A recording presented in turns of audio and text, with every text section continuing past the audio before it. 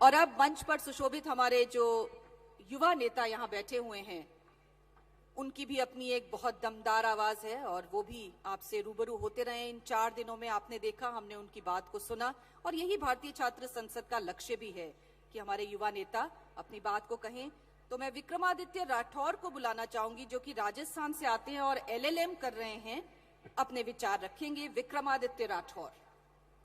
महाराणा प्रताप की भूमि का ये रजगण छत्रपति शिवाजी महाराज की भूमि को सत सत नमन करता है। मेरे युवा साथियों, सन 1947 में मातृभूमि के बंटवारे से पाकिस्तान का बनना और उसी पाकिस्तान की नामुराद हरकतों के कारण सन 2016 में पठानकोट का दर्द उभरना, ये दोनों ही घटनाएं देश की राजनीतिक समता, नेतृत्व, उनकी नियति की कसौटियां जानने के लिए काफी है। और इन कसौटियों को जानने का जिम्मा हम युवाओं पर है। लेकिन ये युवा इन कसौटियों को जब जानने निकलता है तो उसके मस्तिष्क में एक पूर्वाग्रह आता है। वो सोचता है कि जब चांद में ही दाग हो तो गगन क्या करे, जब फूल ही उग्र हो तो चमन क्या करे। मेरे तिरंगे ने मुझसे रोक करके पूछा कि जब ये कुर्सी ही भ्रष्ट हो तो वतन क्या करे। मेरे युवा साथियों, अगर ये सोच रही तो हिंदुस्तान विश्व गुरु के शिखर पर आसीन नहीं हो पाएगा। हमें ये सोच बदलनी होगी। इस राजनीति के पुस्तक के अध्याय नए सिरे से लिखे जाने चाहिए। इस बार राजनीति की पुस्तक के शब्द नीली दवात से नहीं, युवाओं के लाल रक्त से लिखे जाएंगे। मेरे युवा साथियों, बहुत हुआ। इस देश की राजनीति अब बुढ़े, बोझिल व निस्तेज कंधों के सहारे नहीं रहेगी। वो इन युवाओं की फौलादी भुजाओं के सहारे दौड़ेगी।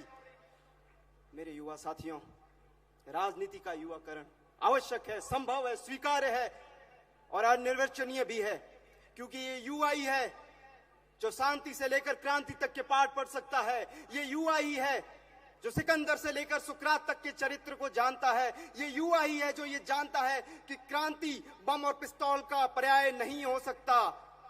क्रांति के लिए विचार आवश्यक है, लेकिन साथ में वो ये भी सोचता है कि मात्र विचारने से कुछ नहीं होगा। जंग लड़नी है तो शिद्दत के साथ लड़नी होगी, क्योंकि और इस जंग में टलना हमारी फितरत नहीं होगा। टल न सकते थे, घर जंग में अड़ जाते थे, पांव शेरों के भी मैदान से उखड़ जाते थे। विरोधी हुआ कोई मेरे मुल्क से तो हम बिगड़ जाते थे। तलवार तो क्या, हम तो तोप से भी लड़ जाते थे। साथियों, हमारे संविधान निर्माताओं का एक सपना था, एक समता मूलक राष्ट्र, एक राष्ट्र जो समानता, बंधुत्व, भाईचारे के मूल्यों के आधार पर खड़ा हो। लेकिन यह सपना थोड़ा सा दुष्कर प्रतीत हो रहा है। देश की राजनीति में जो आज फ्रस्ट्रेशन, ऑपरेशन, डिप्रेशन और सप्रेशन है, उससे यह थोड़ा सा मुश्किल प्रतीत हो रहा है। लेकिन यह सपना हम पूरा करेंगे, हम जरूर करेंगे। इस राजनीति में पर्दापण करके बता दो उन हुक्मरानों को कि अब उनकी चूल्हे हिलने वाली है, क्योंकि ये युवा राजनीति में आने वाला है। मेरे साथियों, ये जंग अब हमें ही लड़नी होगी। ये मैदान खुला है, इस राजनीति में जरूर आना होगा। बहुत हुआ, बुजुर्गों का तजुर्बा बहुत देख लिया, अब इन युवाओं की फौलादी सोच देखनी है। ये जंग हमें पूरी शिद्दत के साथ लड़नी होगी। मैं देख रहा हूं कि मही प्रदीप्त है, दिशा दिगंत लाल लाल है। वो देख लो जवानियों की जल रही मसाले है। वो गिर रहे हैं आग में पहाड़ टूट टूट के, वो आसमां से आ रहे हैं रत्न छूट छूट के। बड़ों बड़ों की आग में अनीतियों को झोंक दो, उठो उठो की राह में कुरीतियों को रोक दो। परंपरा की होलिका जला रही ये जवानियां, जला रही ये जवानियां, जला रही ये जवानियां। वंदे मातरम। बहुत बहुत धन्यवाद विक्रमादित्य का। ये जोश, ये जज्बा वाकई काबिले तारीफ है और हमें ऐसे ही युवा नौजवानों की जरूरत है राजनीति में। और यहाँ पर स्वागत, अभिनंदन इस युवा नेता का। बहुत बहुत धन्यवाद।